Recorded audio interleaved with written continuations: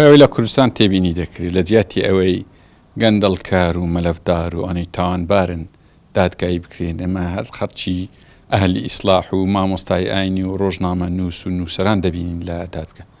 هەر بەتەنها ئێمە ڕەنگە تا ئێستا نزیکی 14 تا 15 سکاڵامە لەسەر تۆمارکرا بێ ئەوەی کە هیچ شتێکیشمان کرد، بێەوەی ئێمە دەستێکمان هەبی لە تاریخ لە ئێستادا لە دزین لە تاڵاندا دەستی بێگانە هێنان لە بۆ کوردستانە.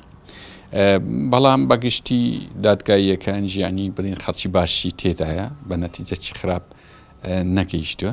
ئێمە دەزانین ئەو دادگەیان لە بۆ سزادانە و بێدەنگ بوونە لە بەرامبەر ئەو هەموو پێشێلکاریانی کە دەکرێت. ئێمە لەو ماوەیەدا دوو سکاڵای زۆر پێچەوانەمان هەنی زۆر عەجایب و معقەت لەسەرمە هەیە. یەکیان وەزیری ناوخۆ و وەزیری پێشمەرگە لەبارەوەی گوایە ئێمە تاڕادەیەک هاریکاری داعشمان کردی.